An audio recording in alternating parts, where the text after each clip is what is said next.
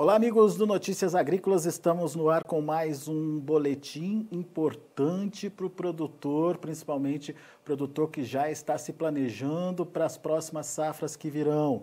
A gente tem aí a oportunidade de entender um pouquinho do mercado de fertilizantes. E por isso a gente convidou o Eduardo Monteiro, vice-presidente comercial da Mosaic Fertilizantes. Está aqui já o Eduardo com a gente na tela. Bem-vindo, meu caro. Muito obrigado, viu, pela participação e atenção aqui com a gente no Notícias Agrícolas. E esse é um momento importante, né, Eduardo, de se falar sobre fertilizantes, porque é aquele momento que o produtor está de olho no início da colheita, está começando a dar continuidade aos negócios que deixaram de ser feitos no ano passado e está de olho também nas oportunidades de negócios, principalmente no que diz respeito à compra de fertilizantes. É um momento em que o produtor começa a ver se vale a pena fazer troca, se vale a pena antecipar a compra, enfim.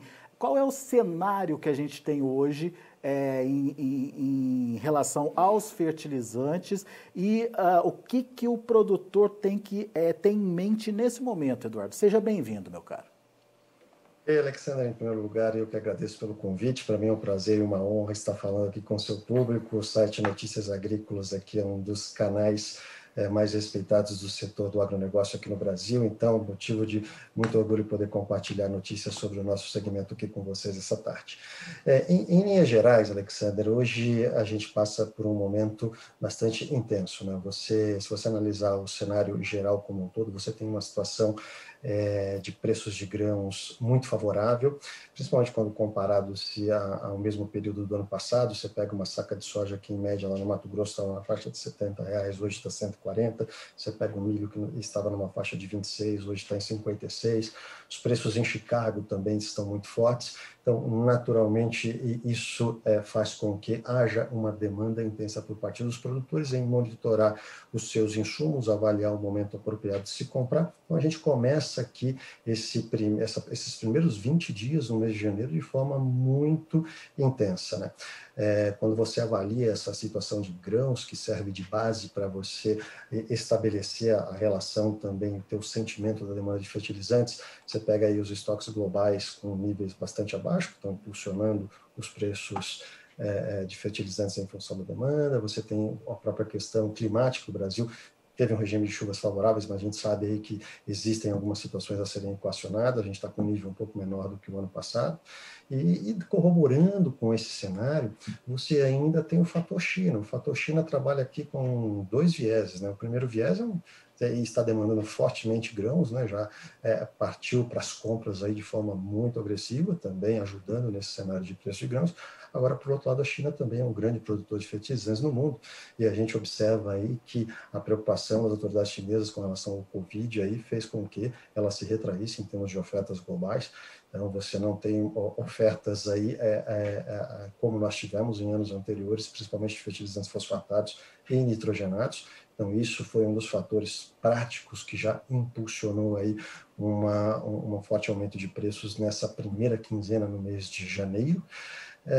E, além disso, você tem o cenário das outras culturas também, que hoje apresentam fundamentos bastante favoráveis, né?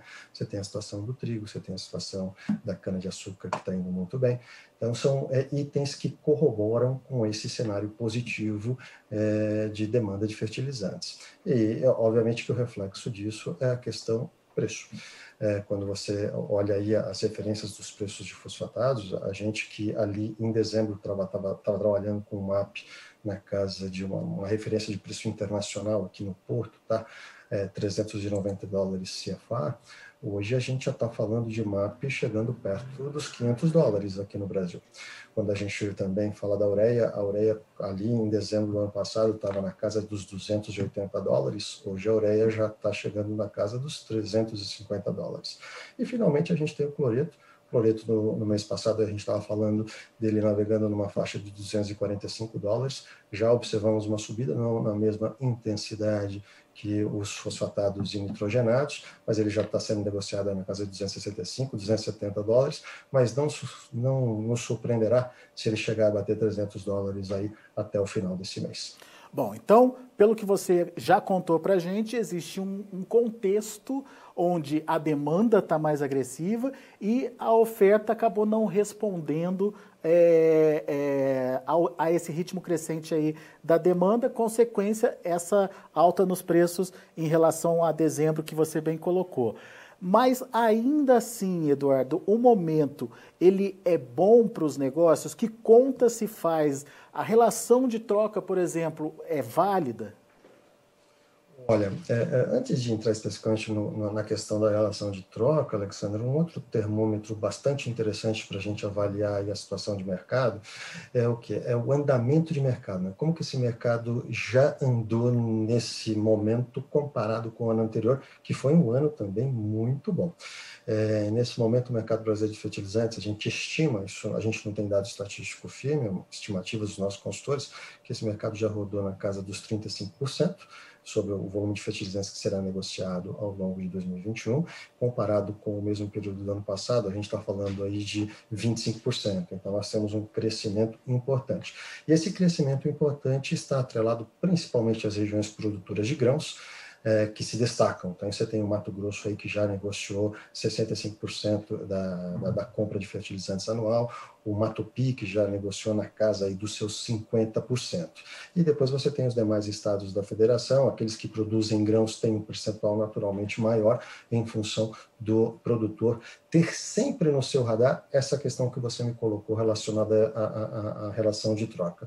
Quando você pensa na gestão de uma atividade agrícola aqui no Brasil, o risco é algo fundamental. Gestão de risco é importante. E o agricultor de grãos, principalmente, sabendo da volatilidade dos mercados e tendo que lidar com diferentes variáveis, como preço de commodity, como taxa de dólar, como preço de matéria-prima. Então, a linha de raciocínio é sempre a relação de troca. E você vê, a gente iniciou esse mês de janeiro com uma relação de troca fantástica. É uma relação, é a melhor relação dos últimos 3 anos, mas eu arrisco dizer que é uma das melhores relações de troca da história. Então, se você pega aqui, no começo do ano, a gente estava com uma relação de troca de soja de entre 11,5 a 12 sacas por hectare, 11 sacas por tonelada de fertilizantes, sendo que lá em janeiro do ano passado, nesse mesmo período, eram 13, 14, em 2019 era 18. Então, é uma situação muito favorável que, obviamente, que esse produtor que faz a sua gestão baseada nessa relação de troca, se percebendo dessa situação, provocou uma forte demanda ao longo desses primeiros dias do mês de janeiro, né? Então, eu diria para você que, olhando o momento, olhando a relação de troca, mesmo com as subidas que estão acontecendo nesses últimos dias, a relação ainda continua extremamente favorável ao produtor. Só para a gente deixar clara, essa relação de troca é em relação a quê? A que tipo de fertilizante? A fórmula média que é aplicada na cultura da soja. Então, a gente tem uma fórmula estándar na cultura da soja, então a gente compara quanto que seria o custo dessa fórmula comparado com a quantidade produzida. E aí, hoje, isso equivale a aproximadamente 12 sacas de soja por hectare. No mesmo período do ano passado era próximo de 14, entre 13 e 14. No ano retrasado eram 18 sacas, para você ter uma ideia. E 18 sacas, quando a gente olhou no ano retrasado, era muito bom. No ano passado foi melhor ainda, e esse ano, fantástico. Então, são momentos aqui importantes e que o agricultor percebe, e é por isso que a gente vem com um andamento de mercado mais forte nesse momento. E daí você também trouxe os números de um adiantamento das compras em relação ao ano passado. 35% já comprado em relação ao que se projeta para o ano, certo? 35% já comprado, sendo que ali os estados do Centro-Oeste têm uma participação maior, combinado com o Maranhão, Tocantins e Piauí, porque são estados essencialmente produtores de grãos. Então, naturalmente, esse pessoal já se adiantou nas compras. Então, Mato Grosso, eu comentei, acima de 65%, Maranhão, Tocantins ali acima dos 50%. Você tem o Mato Grosso do Sul também, um estado importante, com próximo a 40%, Goiás, 25%, 26%. Muito bem. Diante dessa constatação e dessa antecipação das compras e imaginando o que vem pela frente, pode ser um bom negócio, pode ser uma boa estratégia fazer essas compras antecipadas, Eduardo? Pensando nesse conceito de gestão de risco, onde o agricultor, aproveitando-se do bom momento do preço das suas commodities, travando os preços, travando sua exposição em commodity, tanto agrícola como cambial, e aí travando seus insumos, garantindo a sua margem de lucro, eu não tenho dúvida, Alexandre, que é um ótimo momento para ser ponderado e ser avaliado, isso sim. Existe alguma perspectiva de mais aumentos, de novos aumentos aí para os fertilizantes daqui para frente? Olha, como a gente vem se surpreendendo com o cenário de demanda, e esse é um mercado global, a gente não tem como ditar preços localmente, não existe um player que dita preços localmente, 80% do fertilizante que se consome no Brasil, ele vem importado, então a gente está sujeito a variações e oscilações no mercado internacional. Então, a gente observa com muita atenção os movimentos, principalmente no mercado da China, no mercado da Índia. O mercado da China tem, nesse momento, estoques muito baixos, principalmente de cloreto, onde ele é um grande importador. Então, existe aí muita discussão sobre, a partir do momento em que a China fecha seus contratos anuais de suprimento de cloreto, isso passa a ser referência. Então, certamente, a partir do momento que você tiver esses contratos fechados, nós teremos aí, novamente, oscilações de preços importantes. Além disso, tem a Índia também, que é um grande player. Hoje, coincidentemente, estava conversando com um colega da Índia, a demanda na Índia, nesse momento, está muito forte. A Índia, da mesma forma que a China, opera com modalidades de contratos de suprimentos anuais, então existe uma perspectiva aí que o contrato também envolvendo a negociação de cloreto com a Índia seja fechado entre o mês de fevereiro e março, que seria outra referência em termos de precificação. E quando você olha o cenário global, os grandes, no fósforo, você vê ali que o mercado tem esse ano uma expectativa de crescer de 2% a 3% a nível mundial, e em termos de oferta, você observa que ao longo dos últimos anos, você não teve adição de capacidade. Na verdade, o preço dos fosfatados ao longo dos últimos anos sofreu bastante, então você observou alguns players reduzindo as suas atividades, fechando unidades. Então, essa pressão natural por aumento de demanda sem a sua contrapartida na oferta gera essa pressão natural de preços. Então, você observa como uma tendência, assim, de efetivamente os preços ainda se consolidarem. Quando você parte para o cloreto a gente não observou redução expressiva de capacidade, porém a gente está observando aqui uma perspectiva de crescimento importante, de 3% a 4%, os estoques globais eles estão em níveis baixos, então isso também sustenta um prognóstico positivo com relação ao cloreto. E nos nitrogenados é um mercado mais volátil, essa volatilidade é muito intensa, e nesse momento aqui, por exemplo, essa subida de preço que nós tivemos em janeiro foi basicamente em função da participação da China, né? A China é um grande produtor, ela, em função dos problemas do Covid, ela vem restringindo as suas exportações. O matéria-prima, o insumo para você produzir ureia vem do gás natural. A gente observa que nesse momento no inverno chinês, grande parte da produção de gás da China vem sendo destinada ao aquecimento das residências, para incentivar com que as pessoas fiquem em casa, para não ter a propagação do vírus, e isso indiretamente acaba impactando os mercados, acaba impactando a oferta. Então, nesse cenário de incerteza e volatilidade, sempre o nosso conselho aqui é dar uma olhadinha na relação de troca, avaliar o melhor momento, e hoje, quando você pensa em grãos, a relação de troca é fantástica. E me parece que essa tendência de antecipação de compras vem se consolidando, né, Eduardo? Isso já vem acontecendo com grande frequência, e principalmente no primeiro trimestre as compras estão evoluindo bem, né? O ano passado a gente viu isso acontecer, quem deixou para comprar às vésperas aí do plantio acabou tendo que pagar mais pelo produto, né? É uma tendência consolidada? O que vocês estão sentindo aí? Ou é só uma impressão nossa aqui? Não, Alexandre, a sua leitura está bem precisa. A gente observa aí que é uma tendência cada vez mais do produtor se antecipar, visando justamente ter um planejamento adequado, fazendo o travamento das suas receitas, fazendo o travamento dos seus custos, e aí a situação de preços é muito favorável, né? Então, eu comentei logo no início da nossa conversa aqui sobre os preços de commodities. No ano passado, a gente já teve, nessa mesma época do ano, um estágio bastante avançado de negociação, porque geralmente essa primeira onda ela viria se consolidar ali mais no final do primeiro trimestre, início do mês de abril. E a gente observou que no mês de janeiro já foi muito forte, e está sendo muito forte em função função da situação do preço da soja, do milho. Você pega aí um preço de soja R$ 140 a saca, fantástico, o agricultor tem uma situação ali bastante favorável, e nesse mesmo período do ano passado era 70, que já era também bom, olhando os históricos anteriores. Então, essa é uma tendência natural quando o agricultor se defronta com uma situação como essa, que ele pode fazer a gestão de risco adequada, travar seu nível de rentabilidade e promover uma situação podendo comprar antecipadamente esse fertilizante. Muito bem. Vale lembrar que a gente já tem boa parte da safra negociada e nem todo mundo consegue os 140 aí pela soja para o total da lavoura, enfim. Mas a média desse ano, ou a média negociada nesses 60% já negociados, é muito superior ao do ano passado. Então, essa conta também vale, certo, Eduardo? Você tem toda a razão, Alexandra, que é muito difícil, né, para o agricultor, e eu reconheço isso, você acertar exatamente na mosca, né, porque são muitas variáveis. É o preço do grão, é a taxa do dólar, é o custo do insumo.